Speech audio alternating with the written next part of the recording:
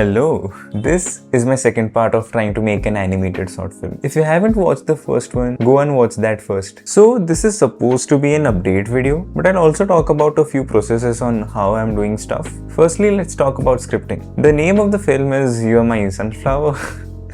It's set in an imaginary town of Mayuram. It's very hilly, has mountains, has sunflowers. It revolves around our two characters, Sagar and Meera. Very simple, normal names. This was something I had written in my 11th grade, so yeah, please don't judge me for how simple it is.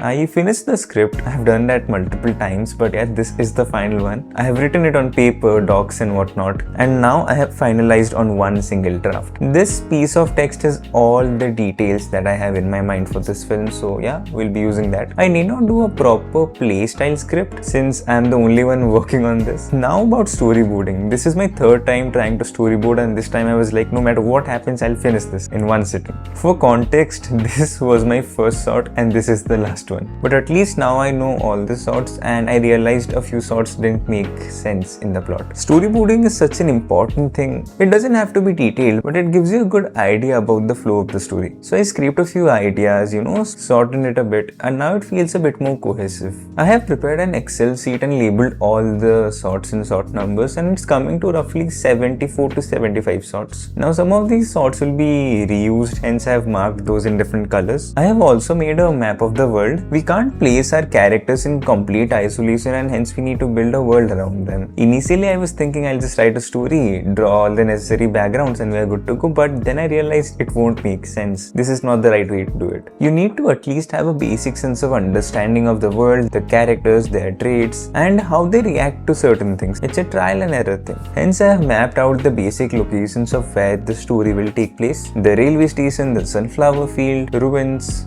bus stop and houses of the protagonist. This one kinda looks like a citadel, but trust me, that was not in my mind. I made a very loose concept art of the world. This is just to visualize how my world would feel and look like. I've made a tracker for the entire timeline so we always stay on track. I have some exams in between, so I might get less work done in that particular time frame, but then I'll be free from college and I can work 24/7 on this project, and except for the part I sleep. I want to get the structural and planning phases of this project done right now before the exams. So after that, even if there's a lot of repetitive work, I can just push myself to do it without thinking too much. Through these long form videos, I'm sharing the process and some behind the scenes of what I'm doing. But once we are into the animation phase, let's say around when about 40% of the scenes are animated, I'm thinking about starting a short form series both on Instagram and YouTube where I just list down all the processes so people can watch and follow along and make their own animated short film. So yeah, stay tuned for that. Lastly, a bit on the art style. I'll be diving in depth in the next video, but for now I'm thinking about some lineless art with watercolor effects and the watercolor paper, that texture we can add. It's really fascinating for me and practically something I can pull off with my limited knowledge of Moho.